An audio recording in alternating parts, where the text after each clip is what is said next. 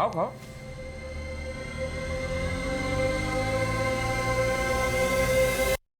इतना बुरा भी नहीं है।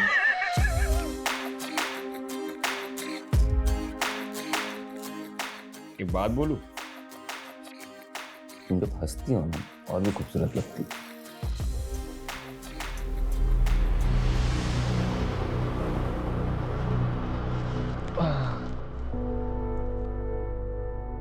जोसेफ, तुम्हें कुछ चाहिए था? नहीं तो। ठीक है। देविका? हाँ? नहीं, कुछ नहीं। तुम सो जाओ।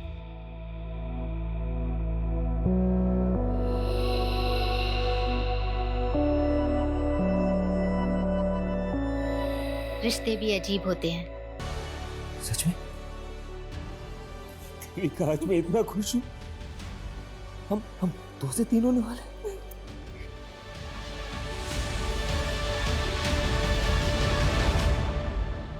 आइए, देखिए देखिए, यही घर है और इस घर के मालिक शंकर ने एक माइनर से बच्चे को नौकर बना के रखा हुआ है। आए दिन बच्चे की रोने की आवाज आती है, वो उसको मारता भी है सर। आए दिन नुकसान करता रहता है, अब इसके पैसे कौन तेरा बाप देगा? हैं? कहाँ है वो बच्चा? क्या हुआ? कहाँ है वो बच्चा? अरे हुआ क्या है? क्या हुआ? बेटा, तुम ना बिल्कुल मत डरना। हाँ, मैं तुम्हें बचाने आई हूँ बेटा। ये आदमी तुम्हें बहुत मारता है ना? अरे ये गंगा जी क्या बोली जा रही है? देखिए, गंगा जी का कहना है कि आप बच्चे से बाल मजदूरी करवाते हो, उसे मारते हो। अरे सर, ये तो मेरा दूर का भांजा है सर। लगता है गंगा जी किसी बात की दुश्मनी निकालना चाहती है मेरे से। शंकर, ड्रामा बंद करो। सर, अरेस्ट करो आप इसे। आप आइए यहाँ पे आइए। बेटा डरो मत, डरो मत। बेटा मुझे बताओ, ये अंकल आपको मारते हैं? आपसे काम करवाते? नहीं सर, ये तो मेरे मामा है। देखा सर, देखा आपने? सर, मैं इसका मामा हूँ सर। इसके माँ बाप मर गए तो मैं इसे गांव से अपने साथ लेकर आ गया ताकि मैं इसे पाल पोस कर बड़ा कर सकूं। अरे सर, आप जानते नहीं कि वो कैसा आदमी है। मैं उसकी पड़ोसी हूँ, मैं जानती हूँ। देखिए गंगा जी, बच्चे ने क्या बोला कि वो उसका मामा है, वो उसे मारता नहीं है। ऐसे में हम कैसे एक्शन दें? चलिए। सर,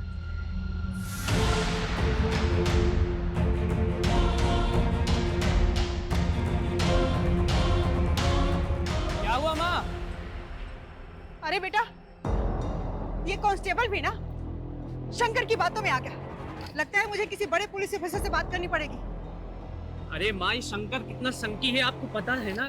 आप क्यों अपनी सोशल वर्क के चक्कर में खतरा मोल लेती रहती हैं? निशान, तू मेरा बेटा हो कैसी बातें कर रहा है? अरे छोड़ो माँ, चलो भूख लगी मुझे, चलो। अरे रुको, कुछ तो करना पड़ेगा ना इन लोगों का। अरे ऐसे कोई कॉम्प्लिकेशन नहीं है पापा। वो देविका ना अपने खाने पीने का ध्यान नहीं रखती, बस वही है। बेटा, देविका की माँ होती ना तो इन दिनों मैं उसे देविका के पास ही रहने के लिए भेज देता। लेकिन तुम आया क्यों नहीं रख लेते? अरे नहीं पापा, रखा था मैंने किसी को काम पे, लेकिन वो काम छोड़ के चली गई। अब मैं सोच रहा हूँ 24 घंटे डिलीवरी तक मैं ही रहूँ उसके साथ। जोसेफ बेटा, मेरी कोई भी जरूरत हो तुम्हें तो बताना प्लीज।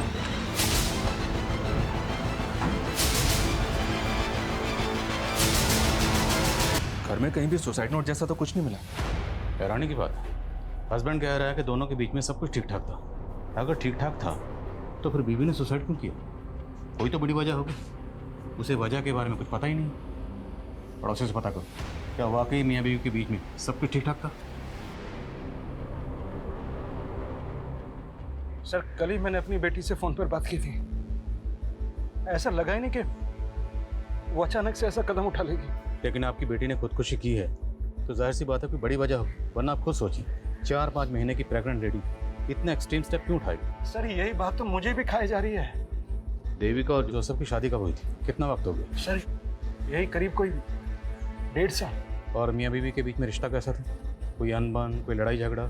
नहीं सर, मेरा दामाद तो देविका को अपनी जान से भी ज्यादा चाहता है।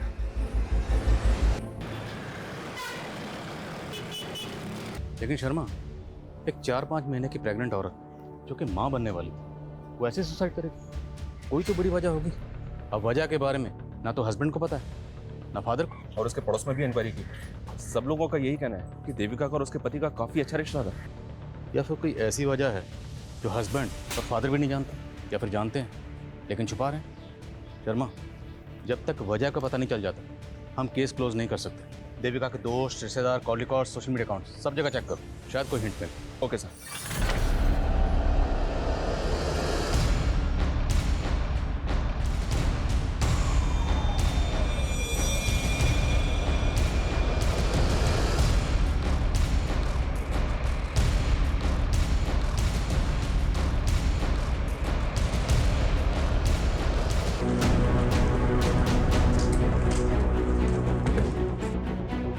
चलिए नीचे हटिए। काम क्या करता? सर वो एक मल्टीनेशनल कंपनी में जॉब करता है। कविता, इनसे ईशान का नंबर लो और कॉल करो इसे। सर शर्मा, आइए। बड़ी को पोस्टमार्टम के लिए भेजो और फ्रेंसिक को बोलो। Okay sir. कुछ दिनों पहले इसने अपने पड़ोसी शंकर के खिलाफ कंप्लेंट की थी मुझसे। देखिए यही घर है और इस घर के मालिक शंकर ने एक माइनर से बच्चे को नौकर बना के रखा हुआ है। कल रात गंगा का ब्रूटल मर्डर हो गया। सर मुझे कैसे पता होगा? तो गंगा ने तुम्हारी कंप्लेंट क्यों की? अरे सर उनको कोई गलतफहमी हुई थी। वो तो हम गड़बड़ों की दूर कर देते हैं। फिलहाल तुम ये बताओ, तुम्हारे यहाँ जो माइनर बच्चा काम करता था वो कहाँ? सर वो मेरे दूर का भांजा है सर। उसे ज़रा पास बुलाओ। बुलाओ कहाँ हो? लेकिन सर वो तो गाँव चला गया। कौन सा गाँव? एड्रेस बोल। देख परेश, मैं पहले ही बोल चुकी हूँ, ये वन नाइट स्टैंड का धंधा मैं छोड़ चुकी हूँ। अरे वो ठीक है, लेकिन ये आदमी ना एक रात का 1 लाख रुपया दे रहा है पूरा।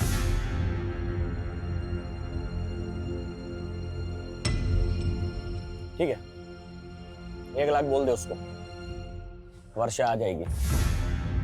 ठीक है।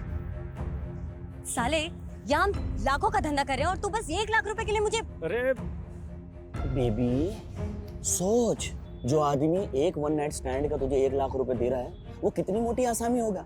अरे तू उसके साथ एक रात बिता, फिर उसकी पूरी हिस्ट्री निकाल ले, उसके बाद तो हम उसको अपना बकरा बना ही लेंगे, है कि नहीं?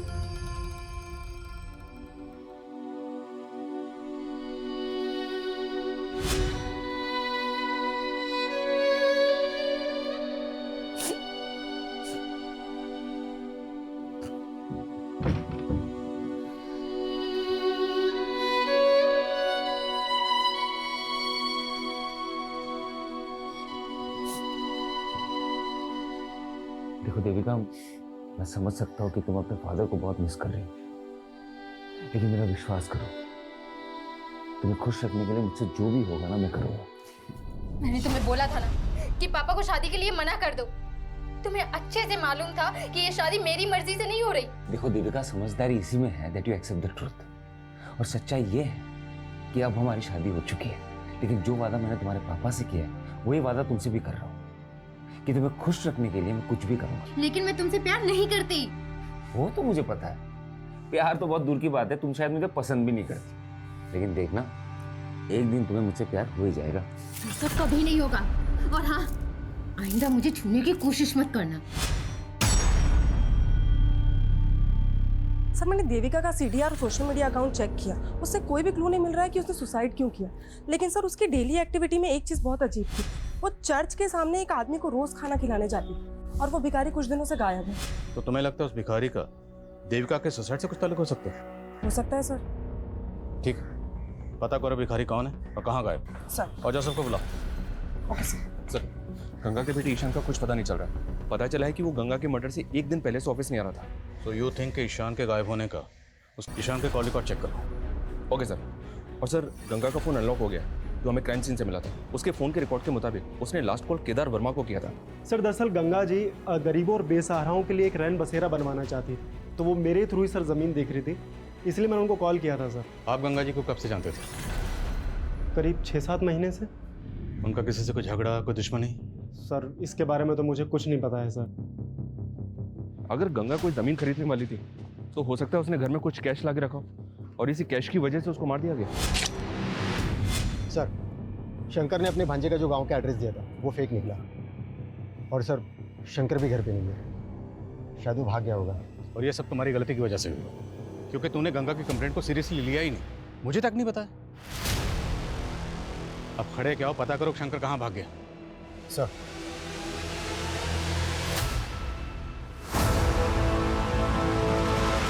हाँ सर, देविका उस भिखारी को खाना खिलाती थी, लेकिन उस भिखारी ने ऐसा क्या किया कि आप ये सवाल पूछ रहे हैं? इसलिए क्योंकि जिस दिन आपकी बीवी देविका की मौत हुई उसी दिन से ही भिखारी गायब है।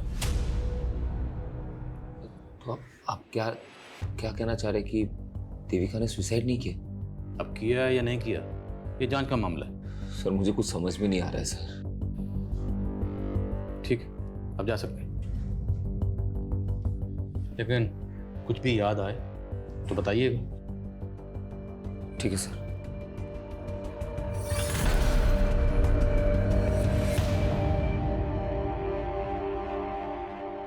क्या कमें सर? हाँ। सर ईशान का फोन गंगा की हत्या की एक दिन पहले यानी कि 23 जुलाई की रात को इंदौर में बंद हुआ था। उसके कॉल रिकॉर्ड्स के मुताबिक उसको लास्ट कॉल वर्षा नाम की एक लड़की ने किया था। ये वर्षा है सर, ये वर्षा सूरत की रहने वाली है और सरप्राइजिंग बात यह है कि गंगा की हत्या के एक दिन पहले से ही वर्षा का फोन भी बंद है।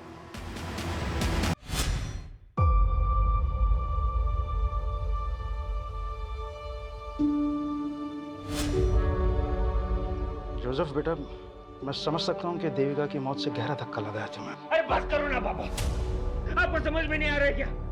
आपकी वजह से मेरी और देविका की जिंदगी बर्बाद हो गई है।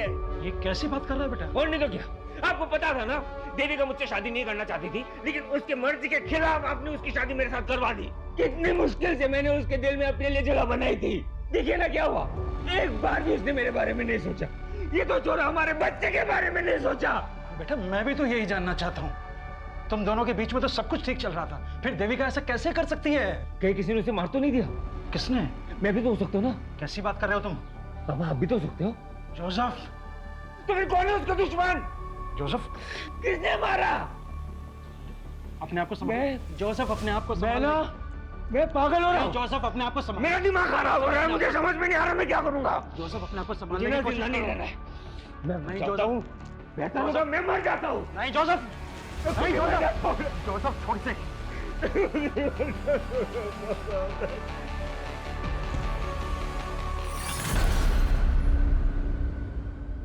वर्षा का मर्डर हो गया? वर्षा के सीडीआर से ही हमें परेश और विक्रम का नंबर मिला। दोनों का क्रिमिनल बैकग्राउंड है। परेश एक पिंप है और वर्षा इस विक्रम के साथ मिलकर लोगों को ब्लैकमेल किया करती थी।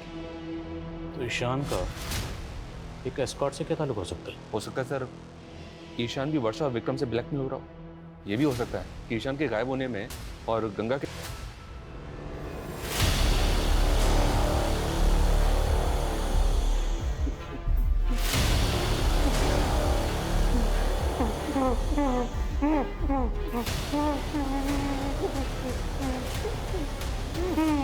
यार में एक अब्दुल नाम के आदमी का नंबर मिला है।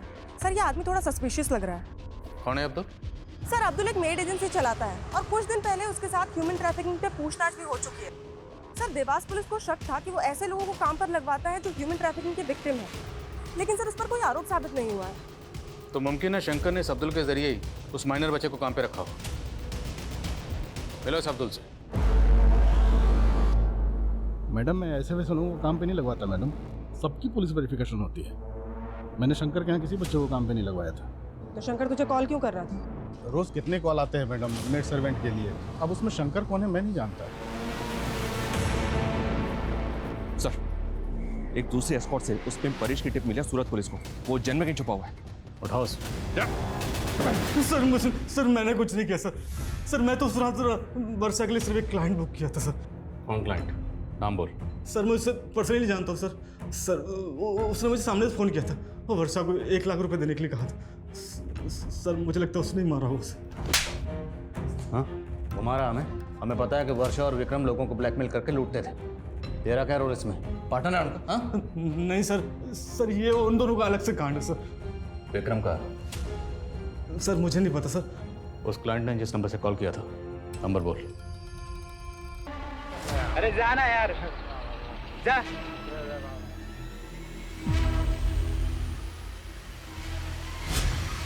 जिस दिन आपकी बीवी देविका की मौत हुई उसी दिन से ही भिखारी गायब है। कहाँ गायब हो गए बाप?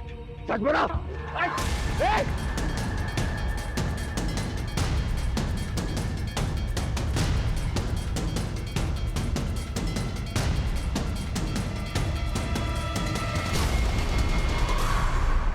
परेश ने वर्षा के कस्टमर का जो नंबर दिया था वो नंबर फेक आईडी का है। हो सकता है सर ये वर्षा का कोई ऐसा क्लाइंट हो जो वर्षा से ब्लैकमेल ले रहा हो और उसी ने वर्षा, ये ईशान के गायब होने की कहानी भी समझ में नहीं आ रही। आएगी शर्मा, सब समझ में आएगी। एक बार ये इस विक्रम को ढूंढो, फिर सब समझ में आएगा। सर जोसेफ का कॉल आया था, उसने उस भिखारी को एमजी रोड पे देखा है। हम भिखारी लोग हैं साहब, जगह बदल बदल के भीख मांगते हैं। तो हमें सिर्फ ये बता, देविका तुझे रोज खाना खिलाने के लिए आती थी, वो अकेले आती थी या उसके साथ कोई होता था? साहब मैम सब बिल्कुल अकेली आती थी, पर उस दिन साहब एक लड़का आया था जो उनको बहुत परेशान कर रहा था। मेरी बात सुनो प्लीज, एक बार मेरी बात तो सुनो प्लीज। कौन था वो लड़का? मैं नहीं जानता साहब, पर साहब मैंने कुछ नहीं किया, मुझे माफ कर दो। जाने दो सर। सर देविका ने मुझे कभी नहीं बताया कि कोई लड़का उसे परेशान कर रहा था, और पहले तो आप उस भिखारी पे शक कर रहे थे, अब उस पे यकीन कर रहे हैं। हम सिर्फ आपसे कंफर्म करना चाहते हैं, क्या देविका की जिंदगी में कोई लड़का था? सर सारा कांड तेरा ही है। सर मैं मानता हूँ कि मैंने एक माइनर बच्चे को काम पे लगाया, लेकिन मैंने किसी का मर्डर नहीं किया है सर। गंगा के बेटे ईशान को भी तू नहीं गायब किया है? बोल, किया नहीं किया? सर मैंने कुछ भी नहीं किया सर।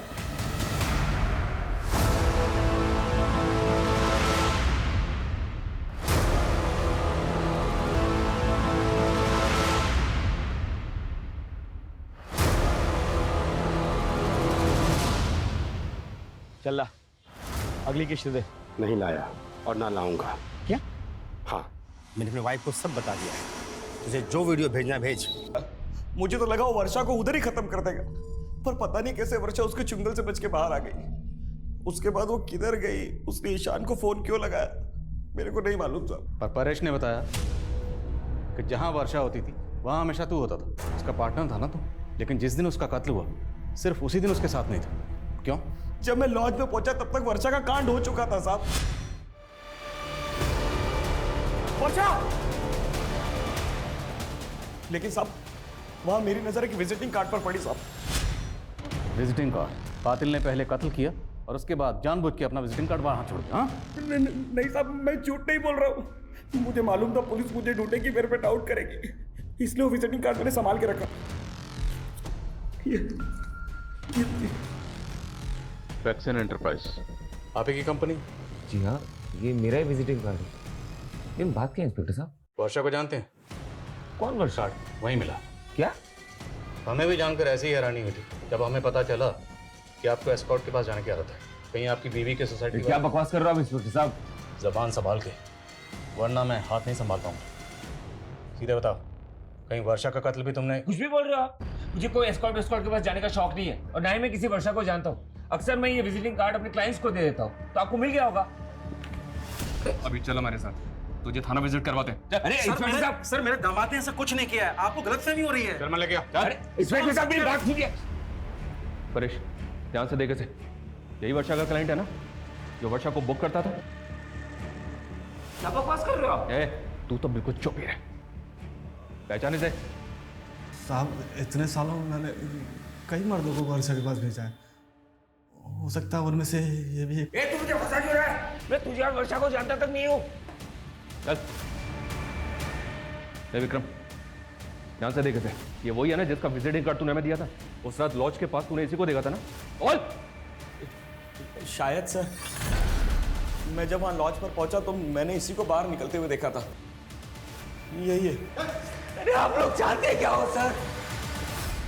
आप उन जैसे क्रिमिनल्स पे भरोसा करके मुझ पे आरोप लगा रहे हो। अरे मेरी बीवी ने सुसाइड किया है सर।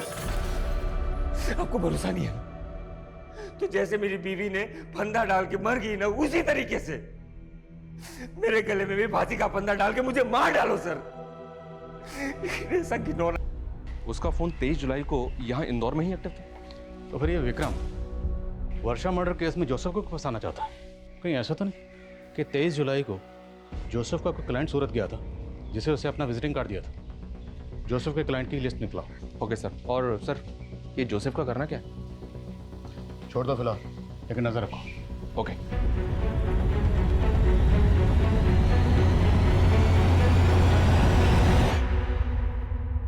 मैं कम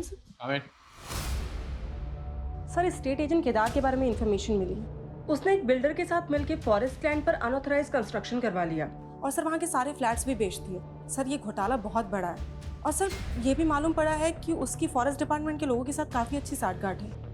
लेकिन गंगा ऐसे फ्रॉड स्टेट एजेंट से इलीगल जमीन क्यों खरीद रही थी? ये केदार हमें गुमराह तो नहीं कर रहा? सर गंगा एक सोशल एक्टिविस्ट है, तो हो सकता है कि वो केदार के खिलाफ कोई एक्शन लेना चाहती हो। गंगा का फोन चेक करो, हो सकता है उसमें केदार के खिलाफ कोई सबूत मिले। और नजर रखो केदार पे।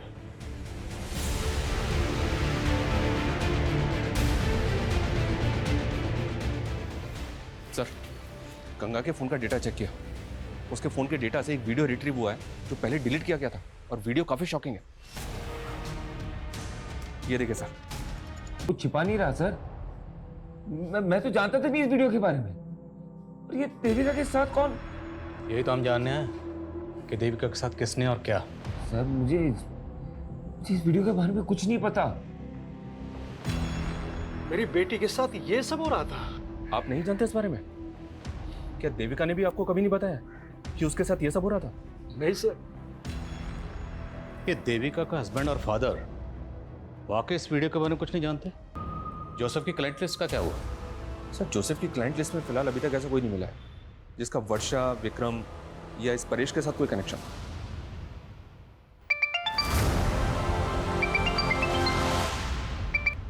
हेलो,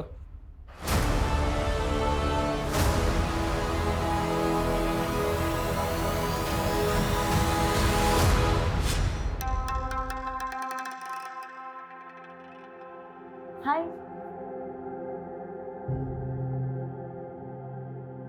आप किसी का वेट कर रहे हैं? एक्चुअली मैं कंपनी ढूंढ रही थी।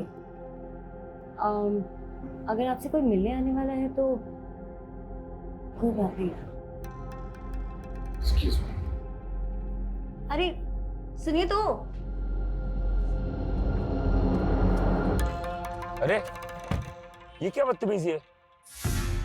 आप तो बुरा मान गए। मैं एक्चुअली कहना चाह रही थी कि अगर आप अकेला महसूस कर रहे हैं तो देखो, तुम गाड़ी से निकलो प्लीज।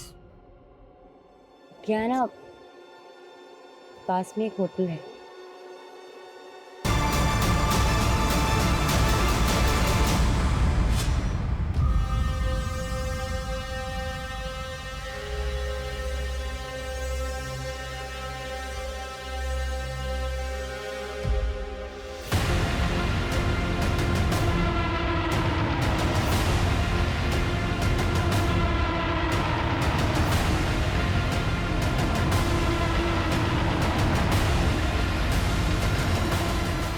क्या हीरो, अब तेरे आज़ाद होने का टाइम आ गया है। लिख अपना सुसाइड नोट और आज़ाद हो जा जिंदगी से। लिख के तूने ही अपनी माँ का मर्डर किया है, इसलिए अब तू भी सुसाइड कर रहा है। चल लिख। लिख चल।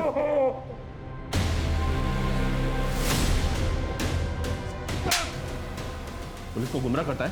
अब ले, क्लोज है।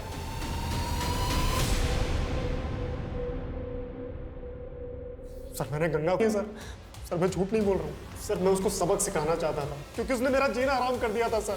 देखो गंगा, मेरे किए गए घपलों से तुम्हें भी फायदा हो सकता है, तो ये 5 लाख रुपए लो और अपना मुंह बंद रखो। केदार, फॉरेस्ट डिपार्टमेंट की जमीन पर जबरदस्ती कब्जा करके तूने झूठे कागज बनवाए और तो और लोगों को फ्लैट भी बेच दिए। मैं तुम्हारी ये पोल खोल कर रहूंगी, सबूत है मेरे पास। सर मैंने उसके बेटे ईशान को किडनैप करवाया था ताकि मैं गंगा को सबक सिखा सकूं, लेकिन सर उससे पहले उसका मर्डर हो गया। और सर मेरा यकीन मानिए, मुझे नहीं मालूम उसको किसने मारा। शर्मा, बड़ी टेढ़ी खीर है। पहले इसको जरा सीधा करो, फिर बात करते हैं। सर नहीं, जाओ। क्या? हमें पता चला है कि तू और देविका कॉलेज में एक साथ पढ़ते थे, और ये भी पता चला है कि देविका की मौत से पहले तो उसे मिलने गया था।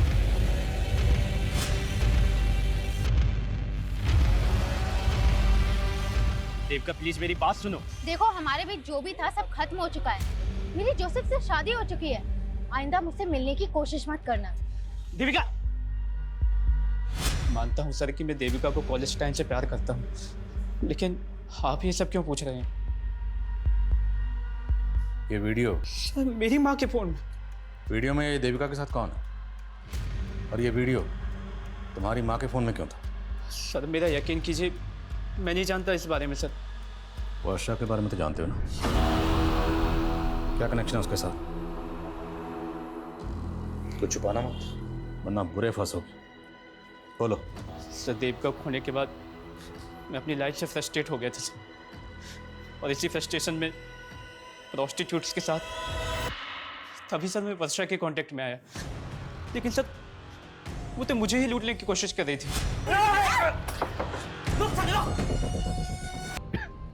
पानी।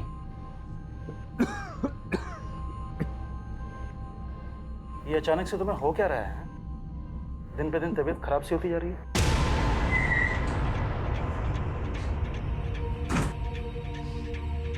चलो चल, अरे चलो हमारे साथ। अरे सर मैंने क्या किया? एक मिनट में सब बताएंगे तुझे, लेकिन लॉकअप में। अरे सर मेरी बात तो सुनिए। चलो सर। अरे सर मेरी बात तो सुनिए। कुछ नहीं किया ही नहीं सर। मुझे क्यों लेके आया? मैं कह तो रहा हूँ मैंने। यूसुफ, सर तुम्हारे नाटक से पर्दा अब उठ चुका है। हमें पता चल चुका है कि तुम सिटी हॉस्पिटल में एक लंबे अरसे से अपना इलाज करवा रहे हो, क्योंकि तुम HIV पॉजिटिव हो। तुम्हें ये बीमारी मिली वर्षा से, और फिर तुमसे तुम्हारी बीवी देविका को। 23 जुलाई की रात को तुम यहाँ इंदौर में नहीं बल्कि सूरत में थे। तुमने क्राइम शोज में देखा कि कॉप फोन लोकेशन से ही क्रिमिनल तक पहुंचते हैं। तुम बड़ी चालाकी से अपना फोन यहाँ छोड़कर ट्रेन में ट्रैवल करके सूरत पहुंचे, लेकिन तुम सूरत के रेलवे स्टेशन के CCTV कैमरा में कैप्चर हो गए। Start now. उस वर्षा की वजह से देविका और मेरा बच्चा दोनों इन्फेक्टेड हो गए, और ये बात मुझे देविका के डॉक्टर से पता चला। मैं 4 महीने तक ये बात देविका से छुपाता रहा, लेकिन एक दिन उसे ये बात पता चली गई। अरे देविका, मैं तुम्हें कहाँ ढूंढ रहा हूँ और तुम यहाँ पे हो। अरे तुम रो क्यों रही हो? तुम्हारी वजह से मैं HIV पॉजिटिव हो गई, और मेरा बच्चा भी। मैंने तुम पे भरोसा किया और तुमने मुझे धोखा दिया। नहीं देविका, तुम गलत समझ रही हो। I am really sorry. देखो मैं ये सब नहीं करना चाहता था। मेरी बात सुनो देविका, मेरी बात सुनो देविका।